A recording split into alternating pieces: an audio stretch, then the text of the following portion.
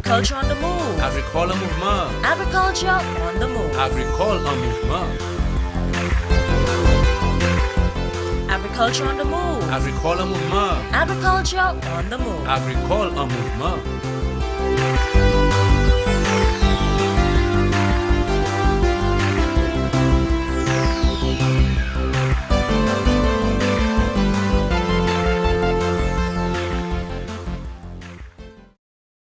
Hello again, St. Lucia, and welcome to the program, Agriculture on the Move. I am Philip Sidney, your host. Today, we are discussing our Buy Local campaign. I'm sure you've heard it years ago, but this time it's under a new brand name, Love St. Lucia, and the national tagline, C'est ça nous. We are also going with our agricultural tagline, Eat Fresh, St. Lucia's best. All of this will be discussed with my two guests, my two young ladies here. To my immediate right is Miss Euphalia Fulgence, who is a food technologist and a food safety consultant, and she's also a nutritionist. Of course, Euphalia worked with us in the Ministry of Agriculture many moons ago. She also worked with the Ministry of Education, so she's well known to St. Lucia and St. Lucians. Welcome to the program. Next to her is Miss Cindy Eugene. Cindy, of course, worked with us in the Ministry of Agriculture. Now she is the marketing specialist in the Ministry of Commerce. Welcome to the program, both of you ladies. Thank you. And today I'm hoping to have a healthy discussion. Let St. Lucia know exactly what is to buy local and to invest in local production. Cindy, I'll start with you. Let's go. I mean, we know where this all started off, but somewhere along the line, again, we always start and it dies along the wayside. Now it's being resuscitated. We have a new campaign. Tell us, which is spearheaded by Minister of Commerce. Right. Tell us what's going on. Well, thank you, Mr. Sidney. The Ministry of Commerce, our responsibility primarily is to see that we have some private sector development, and also we focus on the consumer, right, because we also have the consumer affairs under the ministry's arm. So what we've done this time around is to rebrand the buy local, because for some reason we know when we hear buy local there is this stigma attached to local things are not good. Mm-hmm. So anything that the ministry would endorse, it would mean that it is of some good quality, it would be of a standard that is acceptable. So here we are asking persons to appreciate Sanu, you know, it is ours, and love St. Lucia by encouraging that business activity. And it doesn't have to be just food, because if you look at, say, the toilet tissue, mm-hmm, you look at toilet producing, you may have persons who may lose their jobs out of the capacity not being met, right, at the factory. And what persons would do is buy the imported toilet tissue. But if you were to buy the local tissue, then you would see more production, more jobs, and you can see that roll over. Mm-hmm. So we're asking persons to get involved and buy local, love St. Lucia by improving your domestic purchases. Great. Okay, this campaign was launched July this year. Since then, where are we today? Well, what happened after launching, sometimes you present something and then you have to direct its focus. Mm-hmm. So what the Ministry of Commerce has done is not do this in isolation.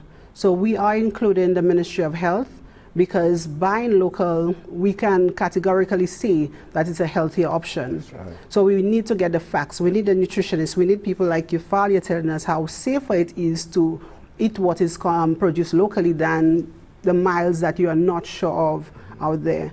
We have the Ministry of Tourism, because when you have the hoteliers who would purchase, we want them, if that investment is done locally, we can see ripple effects instead of importing things that can be grown locally, mm-hmm, right? We have the Ministry of Education. What best way to teach than to teach the children? Mm-hmm. Because if you tell your child that this, the teacher said, your child does not care what you say. All the child cares is about what the teacher says. Mm-hmm. So if we get the students to understand why you need to eat healthy, why you need to eat certain products, certain crops, certain foods, then we think that we're in the right direction. So currently we're working on, we finalizing, redefining the strategic plan encompassing all these various ministries, the exports, Bureau of Standards. So everything that which is under this brand, we also invite some manufacturers to place that logo on the brand as a reassurance to the consumer that this is a product of good quality, I should say. Great. Eufalia, as a food safety person and a nutritionist, where do you see effectively St. Lucians buying into this activity? Well, one of the things COVID has done is to have us go back to our backyard gardens and to start getting local, buying local, because everybody was scared that we were not going to get foods coming in. So everybody started focusing, boy, where would we find this? How could we find this? And one of the things that came out of that is, we need to start focusing on planting, growing, developing our local produce, and also regionally, because I believe that the region can feed the region. Because, like for instance, Jamaica can do the West potatoes, like the Irish potatoes we call it. They can do that. Why can't we import from Jamaica? Why do we have to import? So the region can feed the region. But we also have a lot to do, because we cannot even feed ourselves. But a lot of us are focusing on exports. And I think one of the things we need to start doing is focusing on feeding our people, and then we export. But the focus seems to be on export, because all of us are thinking of money and not necessarily of healthy eating, healthy feeding ourselves. So we take the good stuff, send it out, and we want to feed our people the bad stuff.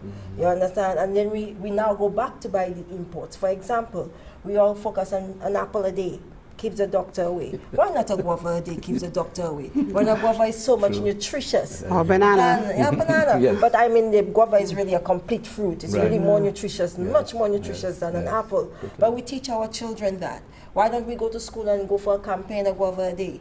You understand? Instead of an apple a day. So we need to start saying things that makes more sense. Sometimes we go to training people, trainers, people that for fitness and so on. And they give you a diet sheet. And you should see the diet sheet. Nothing local, asparagus, all kind, broccoli. And I'm saying the diet sheet has to make sense to us. It has to focus on what we have here. Because we have things that we can use that are just as nutritious or even more nutritious than those foreign foods that we're seeing on the diet sheets that people create for us to be healthy. So when we create a diet sheet, it has to focus on what is available in our country, easily found, that people know how to prepare it, how to eat it. And the other thing again, we have a whole lot of fruits and crops and vegetables that people don't know how to prepare because we just don't eat it. Like for example, we have a herb we call the hogweed, the purslane. Right. That's one of it's a very nutritious herb, but we spray it, we kill it, we throw it away, and then we don't eat it. But then the nutrient content of that fruit, it has omega-6, omega-3s, and it has all the antioxidants and so on. It's good for anti-aging, but we don't use it. Okay, we spray it next to our homes because we don't know the value. And it's very expensive in countries like Japan, and this country is very expensive. So we need to start focusing on from everywhere, from the schools, start using local produce. When our health and fitness trainers are giving us diet sheets, even some nutritionists are guilty of that. They give the patient sheets that has all kinds of foreign stuff on it instead of have local substitutes for the particular thing and so on. So we need to be more aware of what we have. But there may be a reason for that, because Cindy, let's look at what is prepared locally, the standards. Who is guiding those persons to prepare as to the standards you need for the market? Where are you all on that? Well, the Bureau of Standards is really on point because we know that we have standards for most of what we do, most of what is produced, not most, but all of what is produced, you have standards.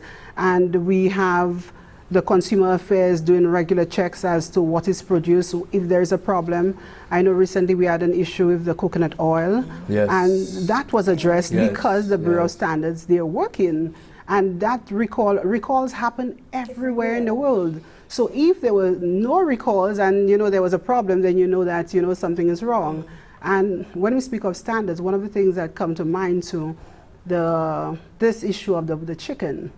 Because when people, I look in the supermarket and I'm seeing people buying imported chicken, and you tell me that the imported chicken is cheaper. I ask you, how do you find what is cheaper? Because if you look and you see the amount of people that do barbecues that have all sorts of cancers, and there is literature showing the connection between what is, because most of these birds that are imported are fed chemicals, antibiotics. You get antibiotics when you are sick. That's right. Right? But what is happening now is that the birds are fed antibiotics. And growth hormones. Growth hormones all the time, constantly. But what I believe that our campaign will show, what people would do, what would cause people to make that change is their health.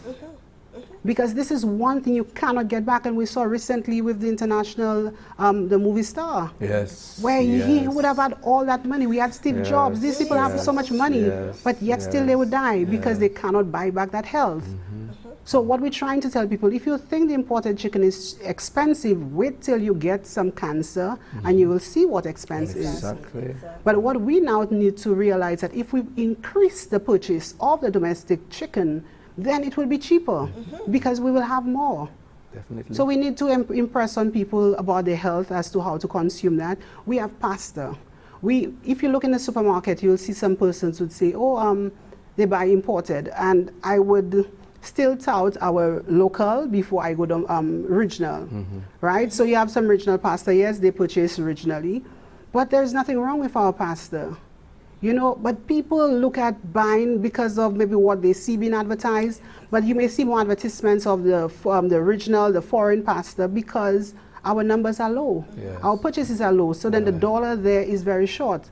So advertising is the last thing that they'd want to do. People need to purchase local more than, not for just the sake of what you like to eat or something, or because the food is good. You must look further than safeguarding St. Lucia, developing St. Lucia, building St. Lucia. You have Bryce with water tanks. When you want to buy a water tank, why not buy the one from Bryce? Yes. The few dollars you think that you may miss out on, it will go down when we start purchasing more. We must focus local. We must focus on St. Lucia. Yeah. And I'm not saying that not to mean that trade is not important. That's why we don't produce cars, because it would be too expensive. It does not make sense. So there will be things that we will have to import, but what we can, let us buy local. But you don't think that the local produce, especially the value-added ones, the agro-processing ones, it is lost in the whole melee on the supermarket shelves? Very much so. Because I am thinking here, okay, is there maybe another strategy moving forward, is to have an aisle, well, say Sanu, and have our local produce exhibits on display. Yes, but one of the problems that the supermarkets have is consistency. Okay, yes, we have it this week, and we have it the next week and the next week, because if they put the space for you, it's supposed to be filled. But you know, the thing with that, not cutting you short, is that the manufacturers, the issue is they don't get paid on time. So the rollover for them to have the supply consistent, all of this must be in place. They must get paid on time because their packaging must come in on time, their labels must be cheaper. So for now, I agree with you, Mr. Sidney, that we must have a dedicated space highlighting local produce. Afterwards, when we get St. Lucians to change their conscience of buying local, it would be the last shelf and they will find it. Yes. They would say, we want them to come, I want to see a St. Lucia where somebody will say, I am not buying it until I get Barron's pepper sauce. Yes, well said. Well And I'm said. asking you, Mr. Sidney, can you tell me one product that is made in St. Lucia that if you do not get that product, you will not buy it, to the two of you? Exactly. Is there one product? No, I can't think None. I can't think of anyone. There is no For product. that, we take our first break. You're watching Agriculture on the Move. Stay tuned. We'll be back soon. What's in Yes, the that's food true. you're eating? Do you really even know? All the chemicals and hormones used to accelerate their growth. All the artificial flavoring, sweeteners and colors too. We consume and we don't spare a thought for the damage that they'll do. No, think about the children. Think about the children. How will we save them? Chemicals and GMOs are not the solution. Use organic and join. excessive agrochemical use, additives, and genetically modified foods are harmful to health and the environment. Join the good food revolution. Grow, buy, and consume organic. A message from Rise St. Lucia and the Ministry of Sustainable Development with funding from the GEF Small Grants Program, UNDP. The Good Food Revolution. The effective management of the marine resources depends heavily on compliance. To ensure that these resources continue to thrive and provide the best local seafood, fishers, vendors, and consumers must be aware of the fishery seasons. Here is the season chart for lobster.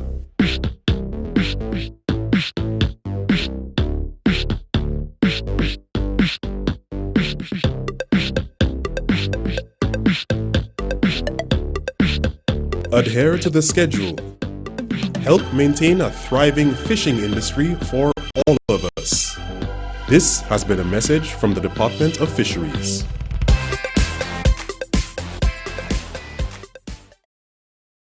Welcome back to the program, Agriculture on the Move. We have a very interesting topic, and of course I have Miss Eugene and of course Miss Fulgence.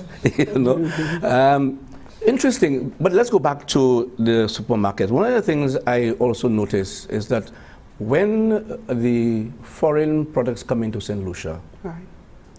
and they have this energy to market, they market aggressively. They would put a table outside the supermarket and have tastings and whatever. I'm not seeing that happening for our local produce. We do it.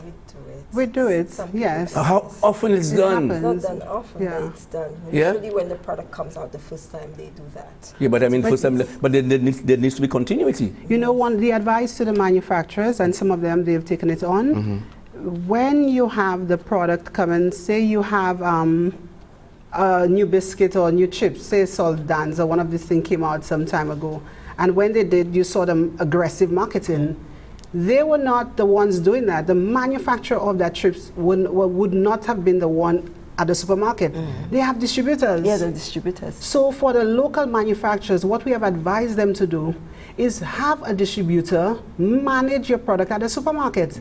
Your distributor would pass by and see, okay, it's not on the shelf, it's not on the side, pull it forward. The distributor would be the ones pushing that product. They would call. I go to Massy Mega very often. When I go, if I don't get toilet tissue, I don't buy, but I can call him up and say, what's going on? But then it should have been his distributor looking to see that, you know, the supply is low. And some of them, you know, they have disadvantages in that some of them think they make too many trips to the supermarket because if the stock is low as to what is taken. Okay. But we must out that, you know, Massy has done a fantastic job in supporting local. Yeah. They've done a very Without good job. that, we would not have been, you know, where we are. Be it with the fresh produce, be it, you know, it's fantastic. Yes. But Yuthala, moving forward with that campaign, what do you think should be a strategy to ensure locals really understand to eat local stuff is healthy, our local produce is healthy from a nutrition standpoint? I mean, what plans, how do you think that we can move forward? Okay, I think we should start from our schools. I think Cindy mentioned that earlier, to start teaching our students the substitutes, what is best, what is not best. Also, we need to have programs, and programs where people listen to. Now, we put all these nutrition things on NTN, on these places. Do people listen? We want to put it on the Jubois, for this is where our people listen. You know, we may not want to listen to it, but this is where the people are. This is where the people listen. This is where you bring in the information for our masses to listen, because we have to look at the mass. Who are the people that we're addressing? And who do we want the change to happen in? And these are the people we want that to make that change. So we have to meet them where they are. We may need to go to the communities and do community programs, community community competitions. Have competitions in the small communities. Have a program in small communities. And that's the thing that we lack. We educate on TV, on social media, yes, but we need those people that are in the little communities. They have the food. That's where the changes need to start, at the community base, the school level, community level. All of us that are at that level, we're all convinced, right? So we need to convince our other people. Our men, we go to the places where the men are, to the bars, have a little session there. That's where they are. That's where we have to reach them, because they don't come to the doctor. They hardly come to the clinic. What they come in there for? A whole bunch of women with little children and big bellies. I mean, they're not going to come there, you know. So we need to reach them where they are. The people that we need to reach, we need to go to them, because they will not come to us for the information. They will not go looking for it. We have to go bring it to them. And I think that is where we're lacking, where we're not meeting the people that we require to meet. All the people that come to the doctors and stuff with the hypertension and everything, where do we meet them? So we have to go to the programs where we meet them, send the information there. We may need to have, maybe get some young people together, train them to go out there to meet those people where they are, so that we can spread the information. So why you don't have, for example, more often cooking demonstrations? Which is a very good, important thing. I've already discussed. We need to have cooking demonstrations. Some persons are interested and they just don't know how to cook it. Okay, yes, right, they just don't know how to cook it. And we have a lot of things, and we only cook it in one. Some people will tell you, I'm not eating dashing. But I said, okay, you can make a dashing peanut biscuit. And they like to me, dashing biscuits. I'm like, yes. And I remember making it at the exhibition. I think you tasted it, Mr. Sidney. And I gave it to a gentleman that says he doesn't eat dashing. And when he ate it, he was shocked. Because you can make the thing in so many ways. Because you can forget the go. I remember growing up, like, so you on a Sunday you'll cook dashing or yam and this other stuff. Okay, and the Monday morning, all they do, take a gobi, meet a buffet for you. That's what, now you can give a kid that today. No way. No. So I'm saying, instead of making the macaroni and cheese, we make a banana pie, green banana pie, you make a dashing pie, you make a yam pie instead. Instead of buying lasagna sheets, we can use breadfruit in between, or one of the plantains, or macaboo in between as layers. You know, there are different ways you can prepare the food to make it, you know, fancy, nice, just like you like the other foreign foods. That's right. You understand? So it's about we meeting those people where they are, show them what to do, how they can do it, what they can do with it. There's so much we can do with what we have. What do you do with a student who decided she made a sweet potato ice cream? Good. When you taste this thing, it was out of this world. Okay? Where do we go from there? Commercialization. You know, we have a responsibility. My training is food security. And food security, there are 4 fundamental pillars: availability, accessibility, utilization, and stability. Right? Somebody like that comes with a product. The government is our responsibility. It's our responsibility. We must provide safe, nutritious food to all. Everybody must have access to that. And to have access to that, we must first have the food, make it available. Persons must have money to access it, and then they must be healthy, because they may be wealthy, but not healthy. They're sick. That's right. They cannot take in the food. Then we may have the money, have food, be healthy, and then we don't plan properly, and then you find that we end up with, we have disasters, we don't plan the foods properly, so then at certain times we don't have. So it's for us to put things like that in place to encourage young people to find creative ways to do things, and you don't want to let them do it and then you forget, or you cannot assist them. So there must be some incubation method, and then there is the incubator with the Chamber of Commerce. Right, yes. Yeah, so programs like that. I think within the government we have so many programs, but it is not presented properly. Persons are not aware of what is happening. So we need to use social media because that is where people get to know what they need to know. And don't come on with a news report, make it fun, make it exciting, but there are means of helping people, but persons just do not have the information. Yeah, because this came from a health student, you know, at the World Food Day activity we had. I mean, when you tasted this, I tasted this thing on the Minnesota, I was like, what is this? You know, sweet potato ice cream. Yeah. But the point is, it's going to die. Yes, because it's not commercialized. It's going to die. And I mean, then we need to have means by which we definitely can commercialize get it products like patented. that. Yes. In fact, I went as far as speaking to Ferran's Ice Cream to see whether they probably take it on. But I mean, I don't know, you know. Yes. But again, that has to be patented because that child, for me, that she should get some benefits from derived. And which I agree with. And one of the things that we've done, and which I've always said it should not be done. When people making products for exhibitions, we want them to expose the recipe. Yeah. That is a habit that should yeah. stop. Yes. And I've said that several times at exhibitions and stuff, and then people look at me weird. But when you put your recipe out there, it's no longer yours. Anybody could come and just use that recipe to do whatever they want. And so, but if you have to keep your recipes secret, because you have people out there. I remember going to the Bradford conference with the rural women, Bradford granola, and let me tell you, the Chinese, the Indians, how you make it, how you make it, how you make it. They want to know how you make it because they were very impressed with it and they wanted to use it and make it too. So if I told them how to make it, you know what was going to happen? That's it. For the rural women, they would not have a product to sell because we already cannot supply the market. Right. We already don't have enough breadfruits to supply the entire market, and they already don't have the capacity. So if somebody else get that opportunity and they get the recipe, they will use it and make money from it. So we need to start getting and cultivating our young people when they have developed something wonderful.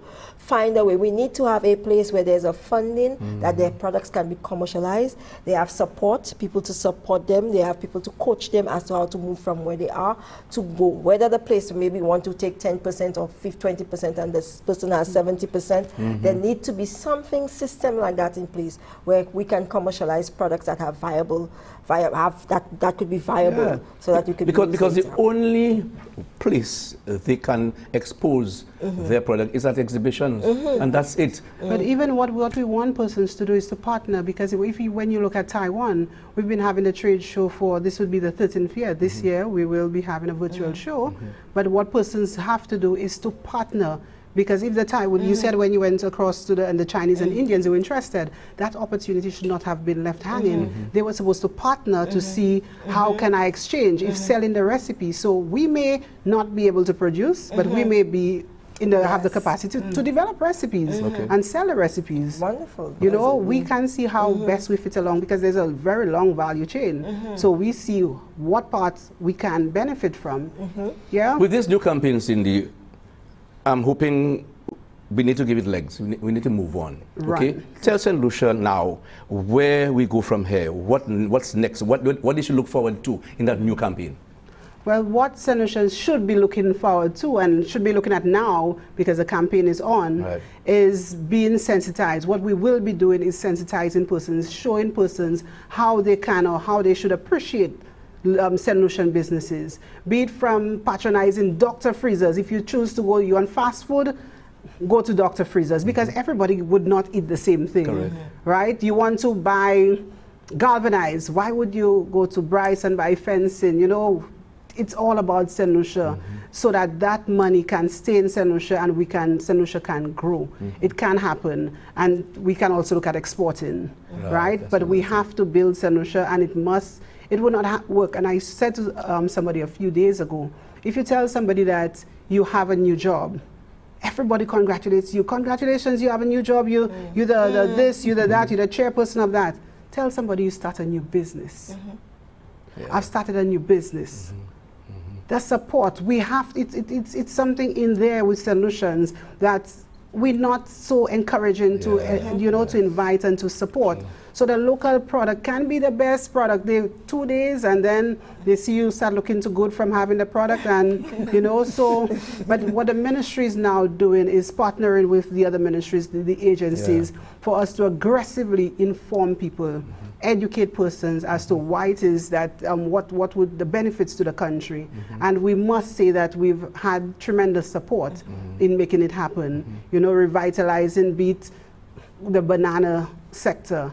And people may say, oh, bananas, we need ripe bananas. We can do so much more with ripe bananas. Ripe bananas should not be thrown away. If it is rotten, you can do something. You can do something if the leaf, the stem, the root, every part, something can happen with it.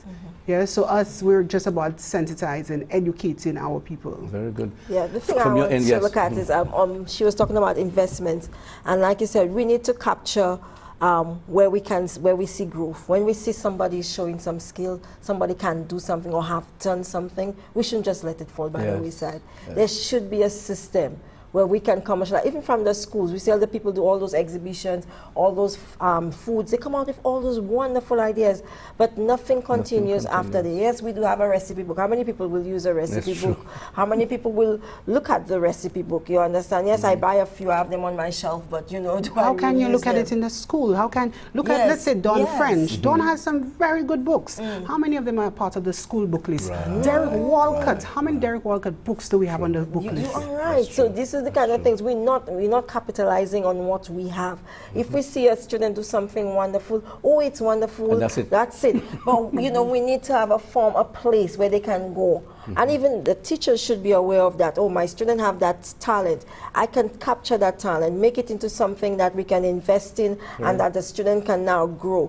What is wrong if a student starting business at an early age? And one of the things is that we teach all our people to save. I grew up learning, my parents teach me how to save, they never taught me investments. And we need to start teaching investments in school and have students take investments seriously so that they can start being innovative. What's the point of being innovative and there's nothing for it? To follow through. No, there's nothing, no follow through. Well, and that's the problem we're having. I want to stop you right here because we have come to the end of the program. Sweet and short. Right? I want to thank you all for being here, honestly, because I think that's we will do a part 2. Definitely. Definitely, Right? yes. We'll do a part 2 because that's important. So, Ifala, thank you for being here.